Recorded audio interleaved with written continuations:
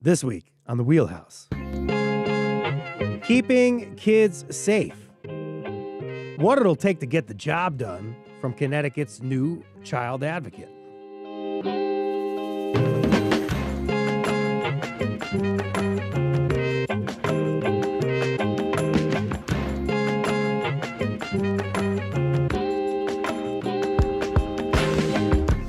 For Connecticut Public, I'm Frankie Graziano. This is the Wheelhouse, the show that brings the politics of the people.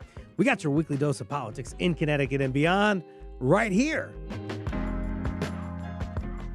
Homeschooling was on the minds of lawmakers as the 2026 session came to a close this month.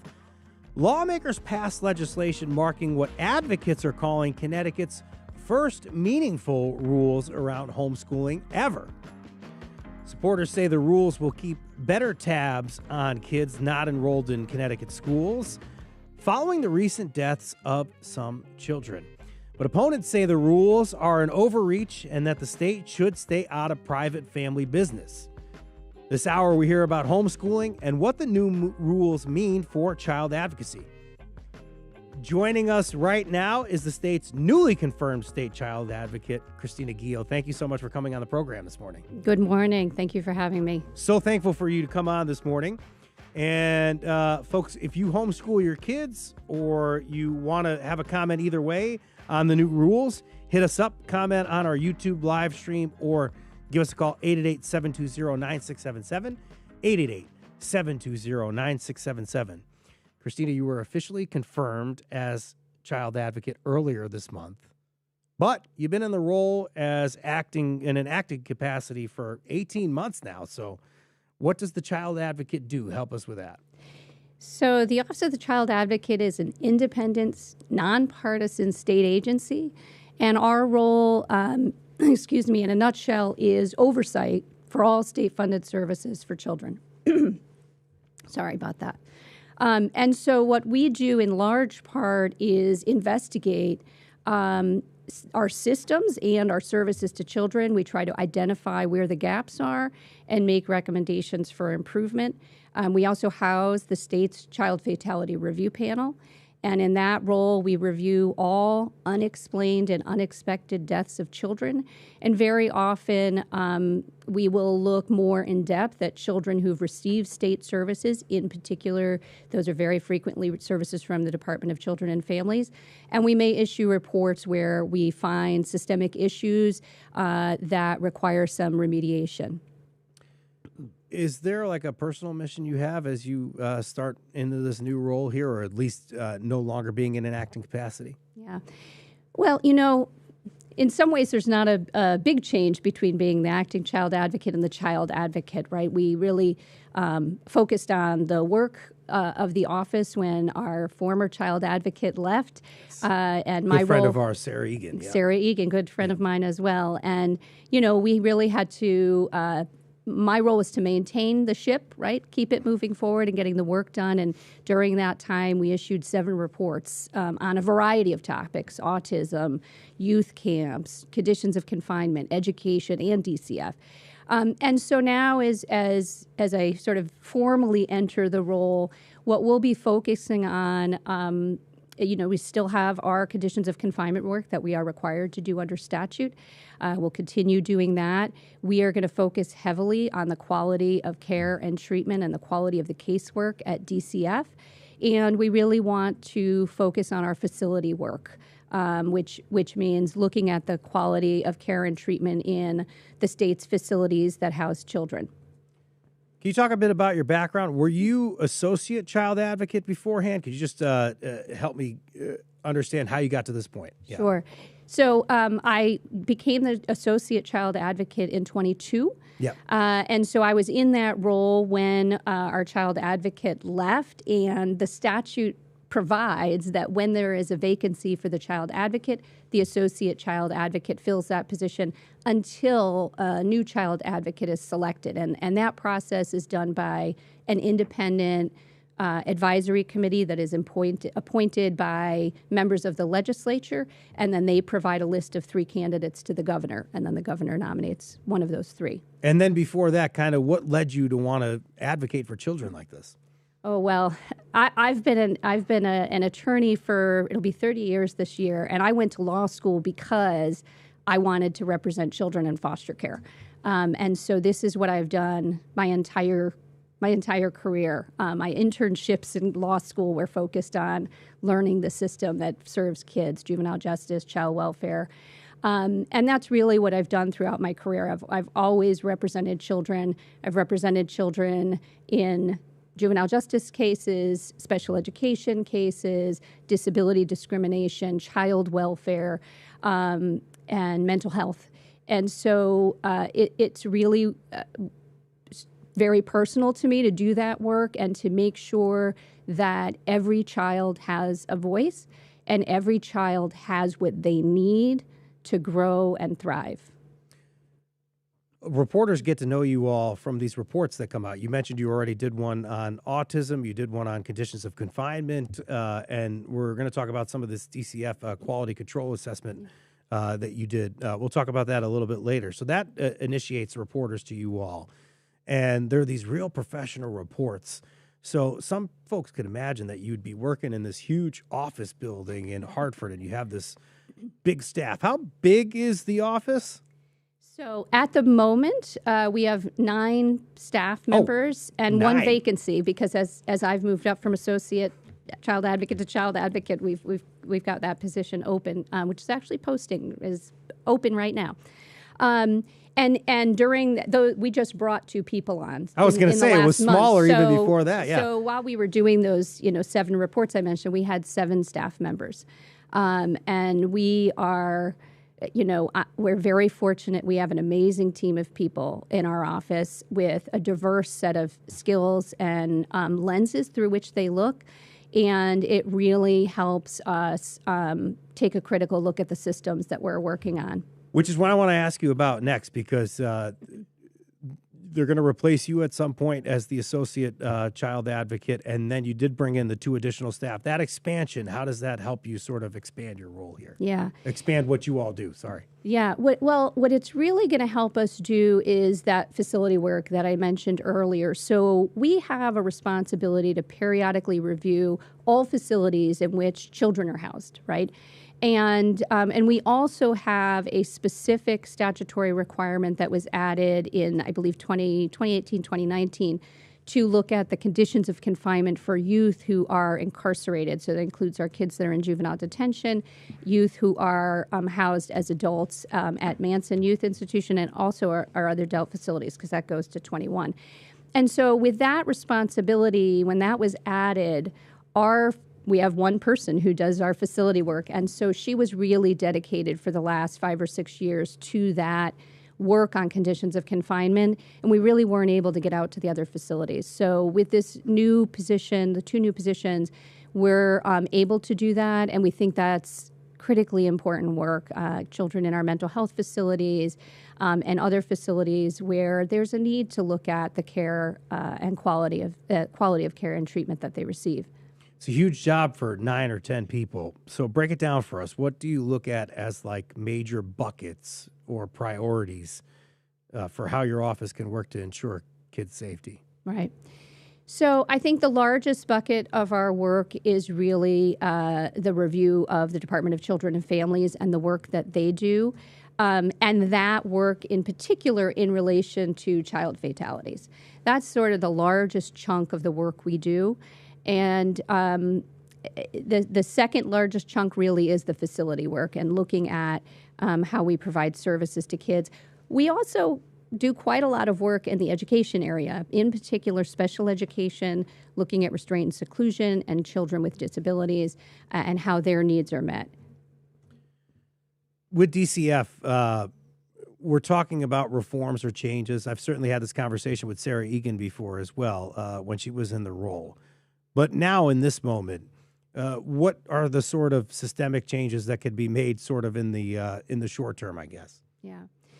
So I think there are a number of changes that can be made kind of immediately by the DCF executive leadership, right? And that really, it speaks to those changes would really be around being very, very clear about how they are measuring success and making those measurements really founded in the casework. Are they doing, the visits with children and families consistent with their policies? Are they contacting what we call collateral contacts, the school, the doctors, the mental health provider for the parents, the substance abuse provider for the parents?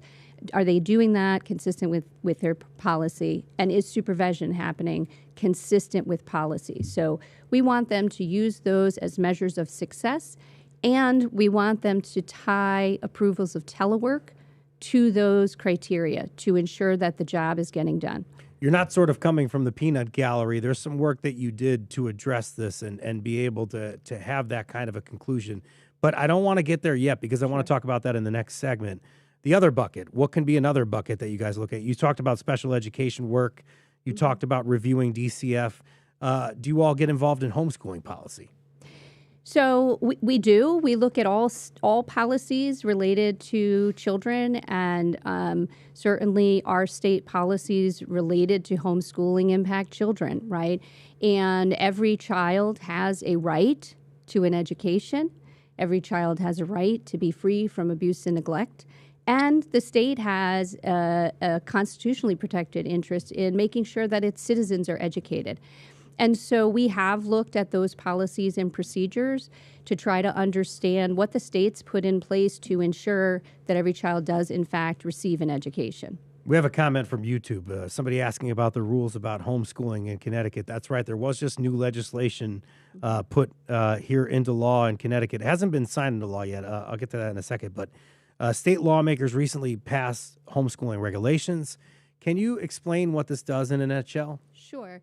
So what that new law requires is, in essence, every parent to enroll their children in school or file a notice. So they file a notice. Basically, every parent files the same notice, and they tell the school whether they're enrolling in public school, enrolling in private school, or are going to do parent-guided learning. I believe that's how they the term they're using for homeschooling. Parent-managed learning or something like that. And even that's the title of the law as well, or the bill that was passed. Yes, I think that's the title that was settled on at the legislature. So everyone files that same paperwork every year to say how you're educating your child.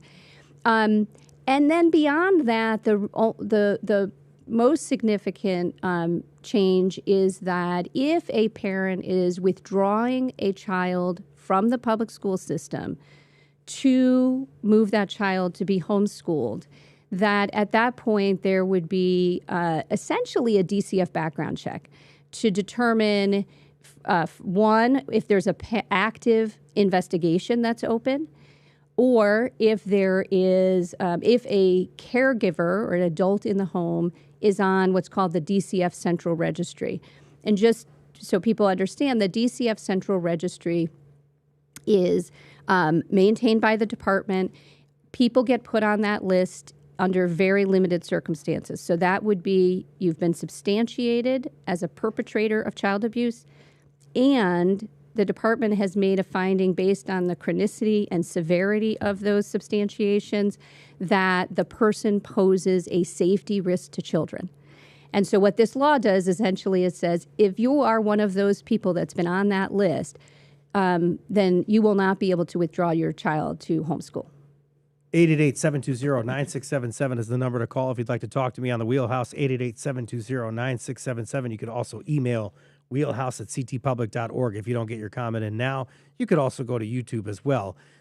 Your office, how were you all involved in the bill? I know you made some policy recommendations, at least in the past. We have made policy recommendations in the past. And you testified? I testified in support of the bill. I made some suggestions for additions. They did not all get included, but that's okay. That's how the process works, right? Our office makes recommendations. The legislature decides what the policies ultimately are. And so we have been involved in this. Our office did an investigation in 2018 and issued recommendations at that time.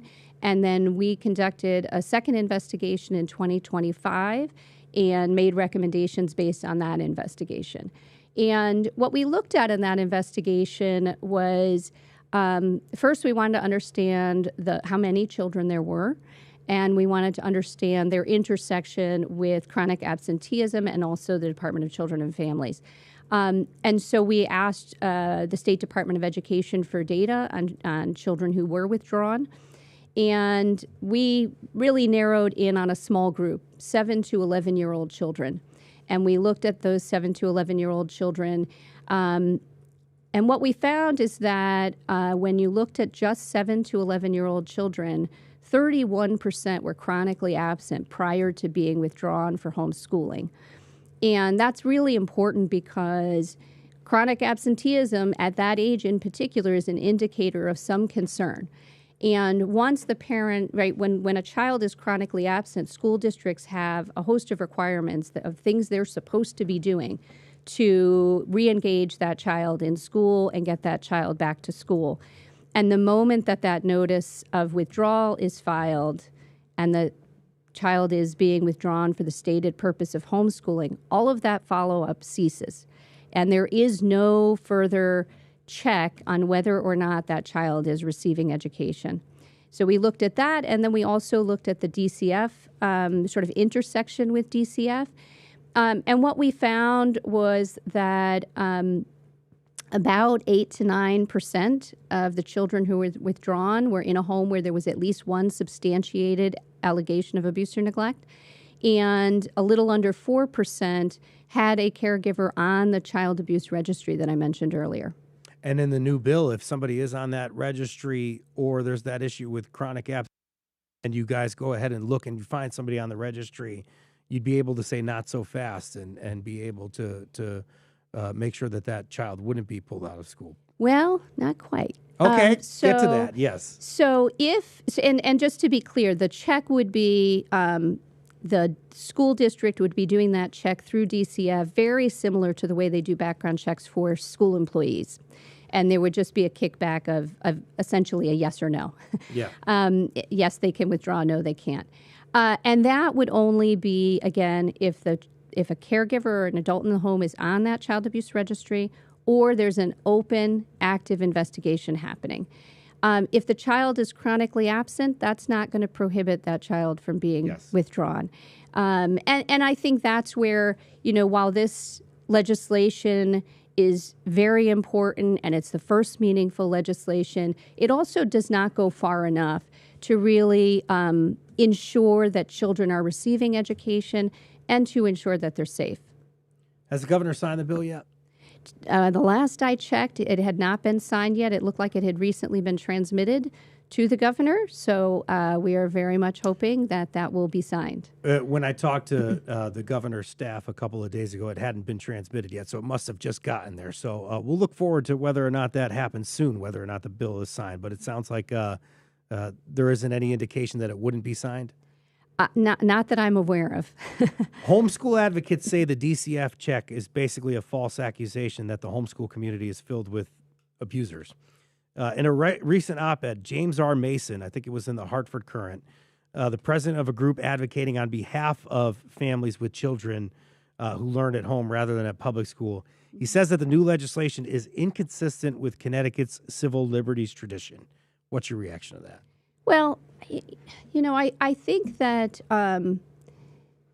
it's really important to step back and think about the kids who don't have people advocating for them, right? And so, yes, there are a lot of parents who homeschool and do a really great job, right? Who have children going to college and having amazing careers. So that it isn't an issue of an assumption about homeschoolers. And even the background check is not an assumption about homeschoolers. It's a system to ensure that children are protected. Very similar to the way we background check every teacher and school employee. We don't do that because we assume they're bad people. We do that because we know we need a system to protect kids. And from my perspective and the perspective of the Office of the Child Advocate, that's what we're doing here. And we've had, right, we have these high-profile cases that we have not yet completed our investigations on and issued reports on. But we do have other examples, cases that we have done reports on, of children whose parents were on the child abuse registry when they withdrew their children from school. and their children were harmed. And that's not something that we can ignore. And system we have in place, and certainly the legislation that passed, doesn't interfere with the ability of people to homeschool their children. It just puts a check and some protection in for kids. Christina's going to stick with us after a quick break. I want to follow up on this. We're going to continue to talk about this and get even further into the Department of Children and Families. Questions for her or any reaction to what you've heard thus far, give us a call, 888-720-9677. You can also leave a comment on our YouTube channel. You're listening to The Wheelhouse on Connecticut Public. I'm Frankie Graziano.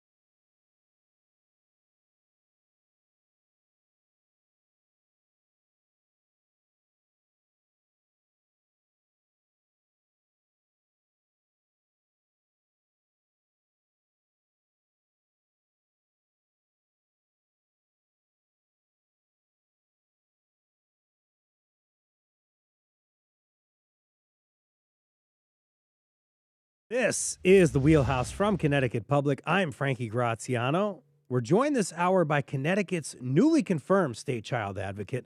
We just talked about homeschooling policy regulation, and now we'll talk about another way the state can serve children and their families. Christina Ghio is the child advocate for the state of Connecticut. I want to pivot now to the Department of Children and Families. 2 weeks ago, you released a letter of findings related to DCF and how the department was handling cases involving child safety. What did you find in this assessment? So what we found, sort of in summary, is that the current quality of case practice, both in investigations and what we call in-home cases, is not sufficient to protect kids. There is a tremendous amount of work to do to ensure that workers are gathering the information that they need in order to make sound decisions. And there is, what we're seeing, frankly, is alarming in terms of the lack of adherence to those foundational aspects of good casework. And they need to be urgently remedied by the department.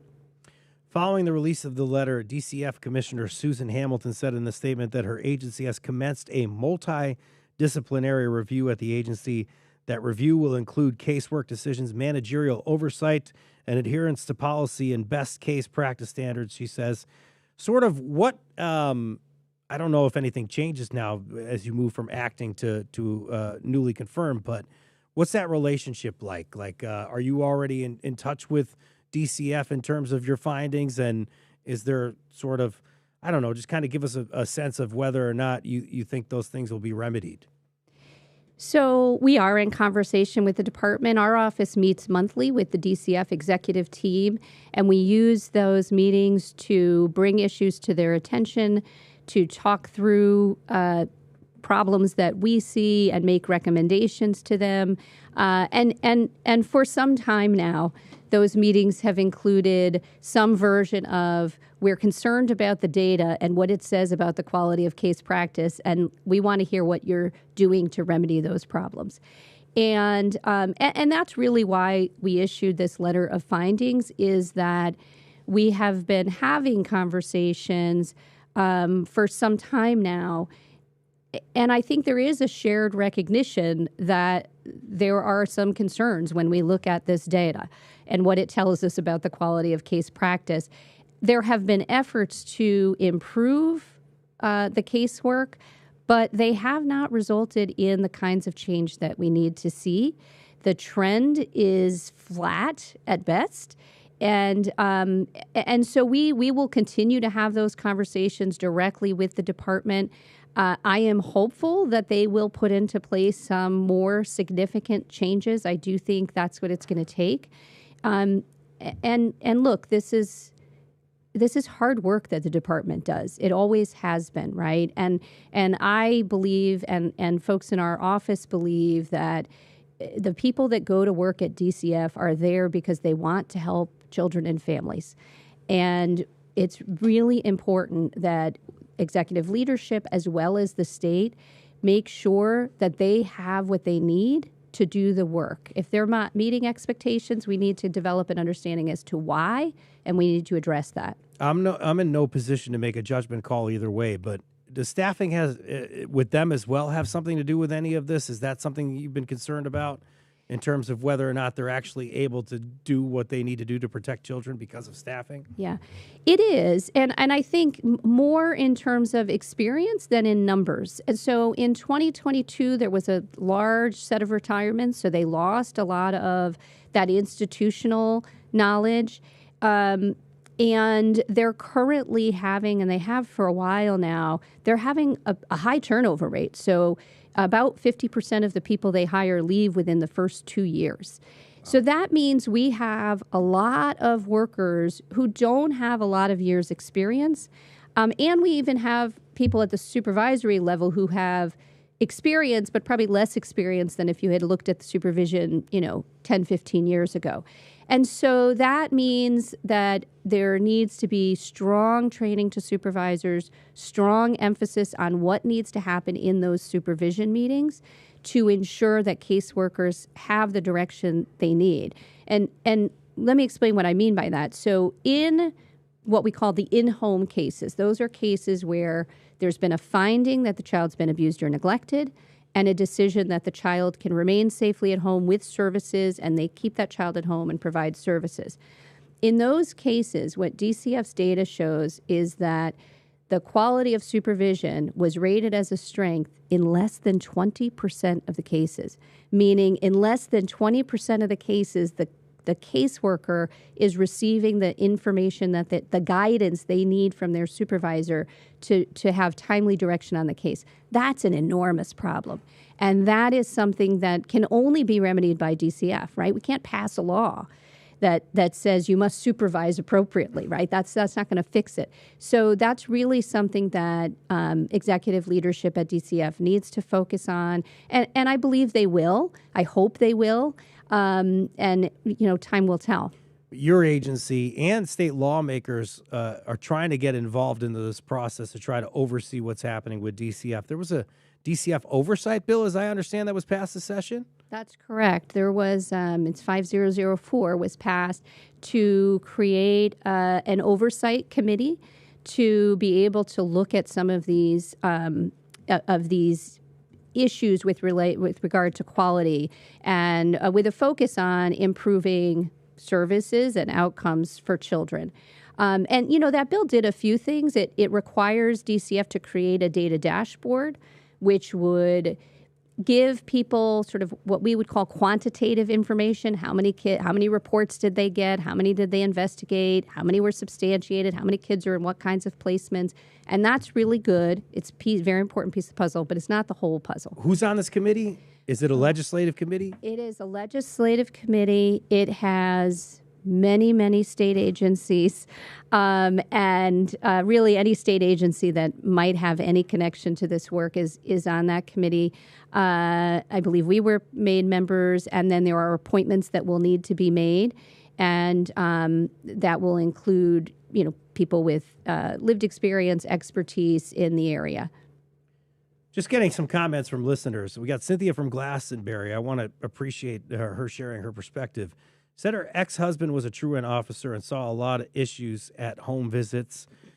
She also has some experience, I understand, with her sister who homeschooled her kids in another state. She supports the new legislation and thinks it should be strengthened with more home visits, evaluations, and efforts to make sure homeschool children are keeping up. We haven't even talked about the curriculum piece, which is something that you all wanted in there.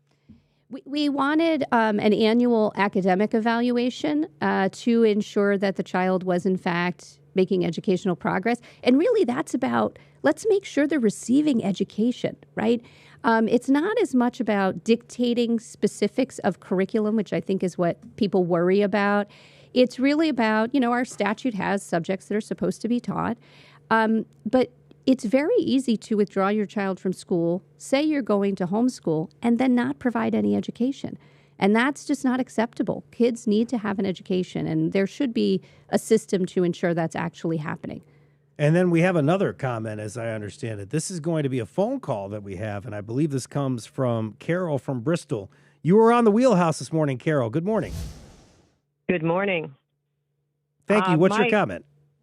Okay, I am friends and familiar with a number of homeschooling families and their children, and I question what was said about they would have to file yearly how they are educating their children, because as I understand it, and as these children have told me, as they take their exams in order to go to college and they have to get their high school equivalent or however that's done. I know they take exams in order to be classified at the grade level they're at. I know there's a lot of things that go on. So if the children are passing the exams and you already know where all the homeschool children are, why do you need to have individual families file an educational requirement? It seems to me that's an open door for the state or counties, or no, we don't have counties here. Well, whatever, to kind of tell you what you have to teach. Carol, it's an open door. Just really quickly, where do you fall at on this issue? Where do I fall on it? Well, are you supportive? Do you want regulation? Do you not want regulation? What do you think? I am very supportive of non-abuse to children, but I don't think this particular portion of this whole thing applies to non-abusive children, because it's invading the family's rights.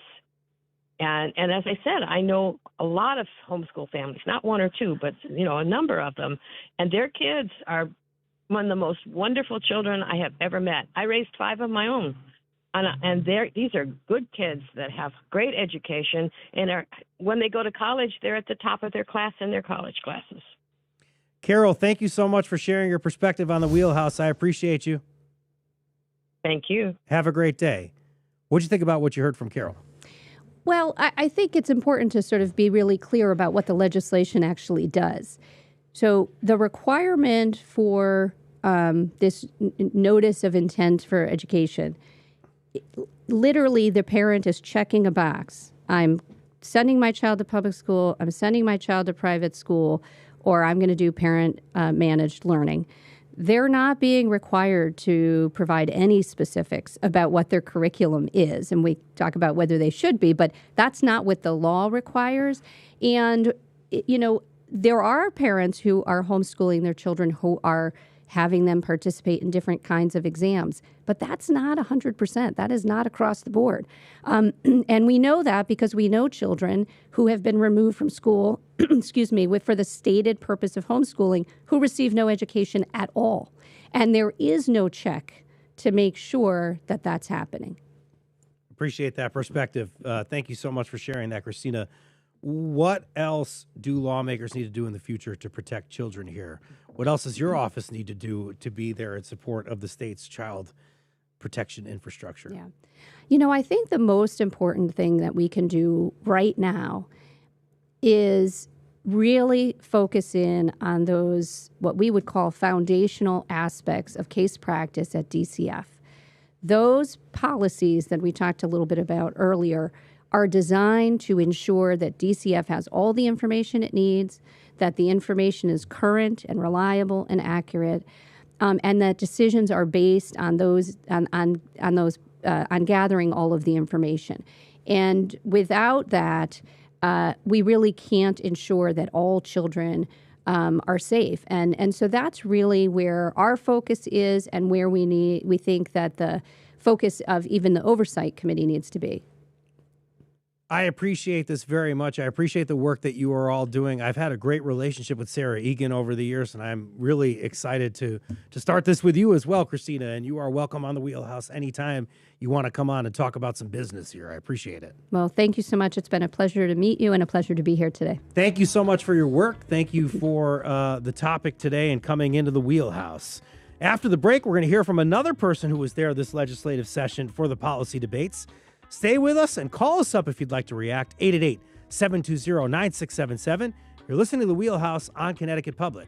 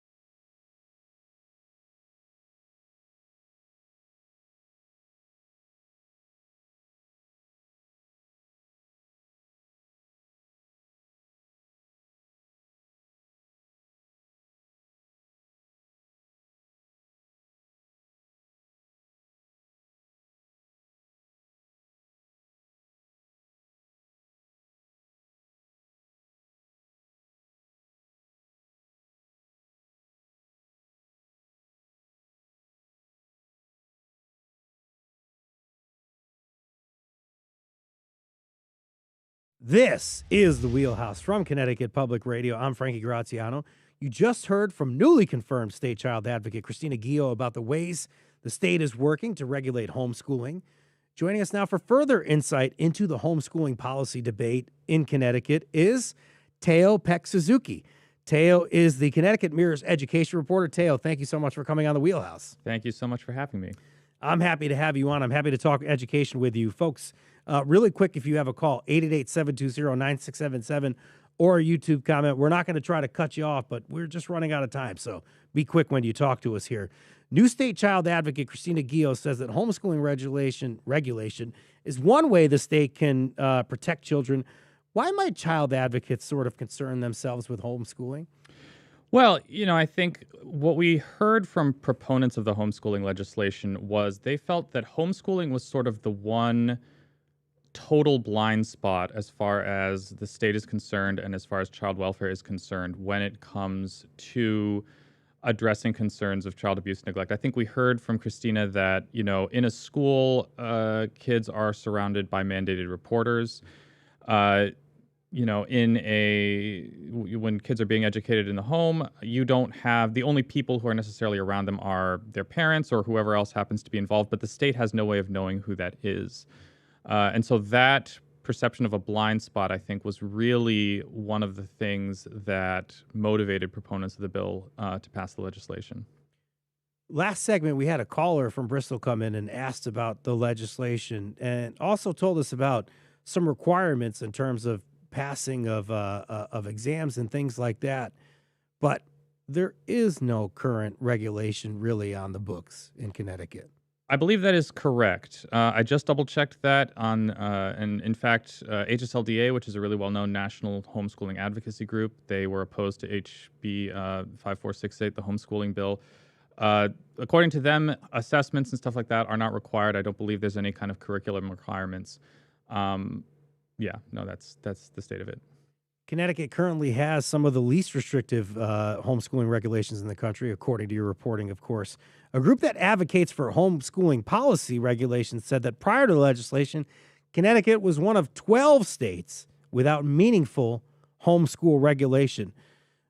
Help me understand what the debate was like this year. Public hearing testimony, just kind of give us a sense of what was happening at the state capitol building throughout this whole process, or at the legislative office building.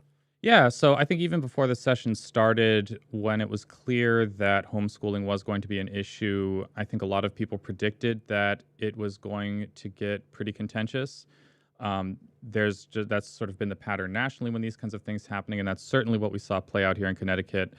From the moment that the concept was raised very early in the committee process, you had Republicans signaling that there was going to be, a spirited debate about the topic. And then at pretty much every subsequent step, you had a number of homeschooling advocates, homeschooling parents, homeschooling kids arriving at the Capitol, sitting in on hearings.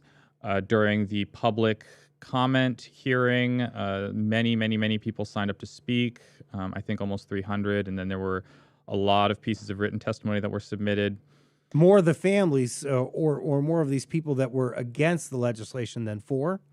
Very much so. Okay. Now, different people have different interpretations of what that means about broader public sentiment. Of course, people opposed to the bill point to that to say there was huge, public dissatisfaction with it. Proponents of the bill say most people who aren't involved in homeschooling are surprised that we don't already have regulations like this on the books. Could you attribute that to I think we talked about this earlier. I think it would be sort of a lobbying effort that this sort of community or advocacy group has, where they're able to sort of get all of these people to testify. Can that be attributed to what's happening here? Yeah, I mean, I think lobbying can mean a lot of different things. Certainly, they were very well organized. I mean, That's what I was asking. These weren't just lobbyists from various, nonprofits or what have you. I mean, you did have a lot of parents and a lot of kids showing up, right? But they were very, very good at mobilizing people to come in large numbers. Christina Ghio earlier in the show addressed criticism from people advocating on behalf of homeschooling, saying the new legislation is an overreach that infringes upon civil liberties. She said that she thinks, hey, you still get to homeschool your children if you want to.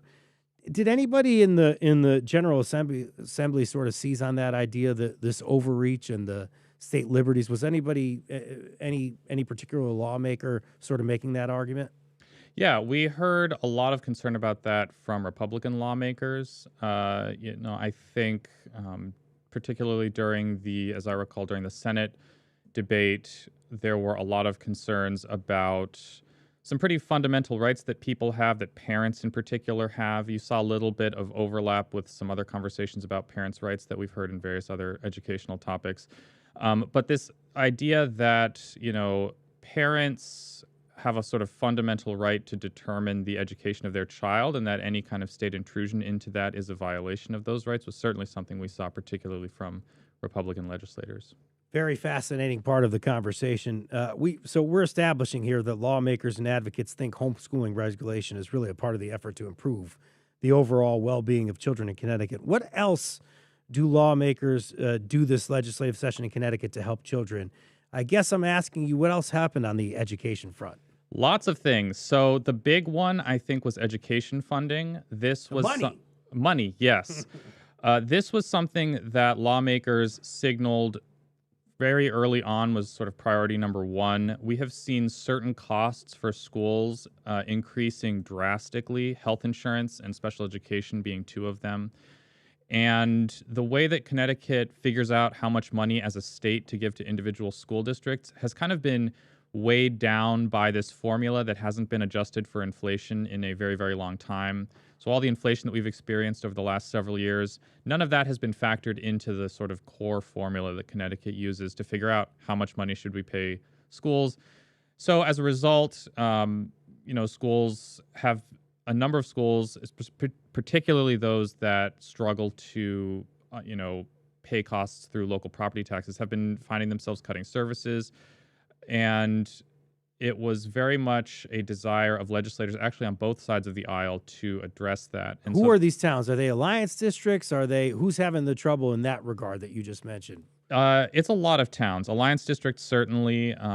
But, you also see pretty much any town that doesn't have the local property wealth, because that's how towns pay for schools, is you raise property taxes. If the property wealth isn't there, or indirectly, income isn't there, because obviously people pay property taxes with their income, then the town really doesn't have very many options as far as how to pay costs when costs rise. I mean, they can raise property taxes, but if your amount of taxable property, the value of your taxable property isn't particularly high relative to the number of students that you serve, which is the case, for example, in Hartford, then you just don't really have any options.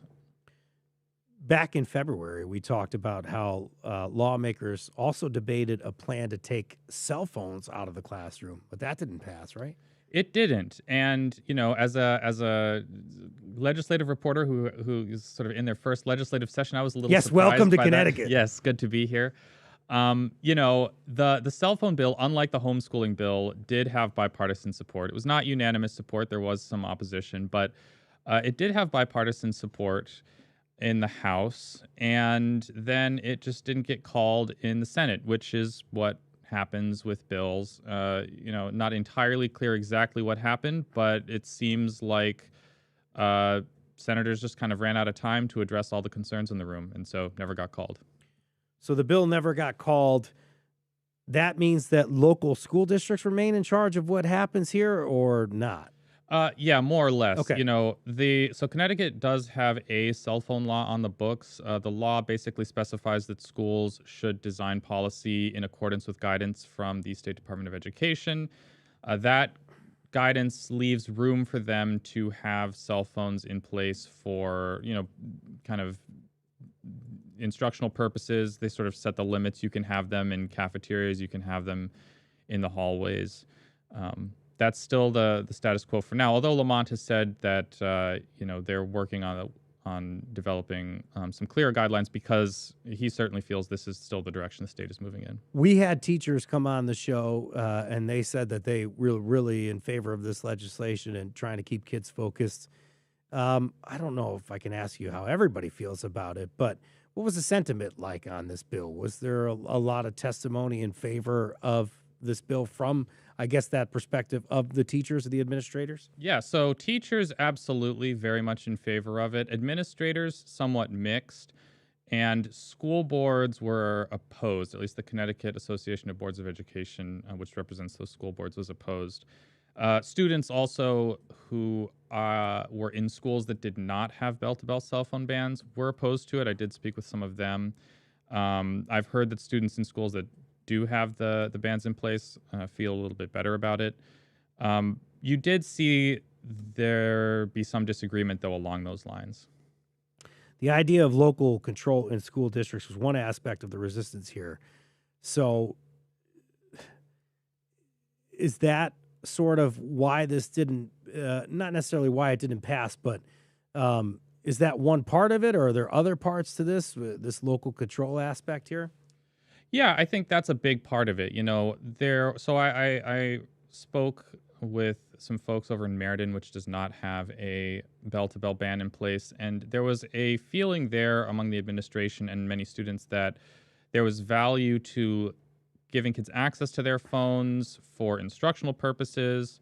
It was integrated into some classrooms, and then also that there was value in teaching kids how to manage the impulse to check your phone rather than just taking it away, that maybe by leaving it nearby, they, this would sort of train those better phone habits. Now, proponents of the bell-to-bell ban would say that the trade-off simply isn't worth it and that the cost of the distraction is far too great. I know we just got to the end of the session. I know we're not in summer yet. Have you wrapped your mind around what might come up next year in January in the long session, or at least whether some of these bills that didn't get passed this year will resurface? Any initial thoughts on next year, Theo? As we finish up? So cell phones is certainly on the menu, at least for now. Both Governor Lamont and also some legislators have signaled they want to bring it back. And the school funding question is, in the long run, not at all settled. The way that the General Assembly and the governor handled it this year, they did direct a couple $100 million more towards schools, but they didn't actually change that formula that I mentioned earlier. What they did was way too complicated to explain here, but they didn't actually change that formula, and so that's something that they're going to have to come back and address. There's also a Blue Ribbon Commission that Lamont has created to investigate the question of state funding of public schools more generally, and that commission seems to have pretty broad reign to really interrogate how Connecticut approaches funding schools.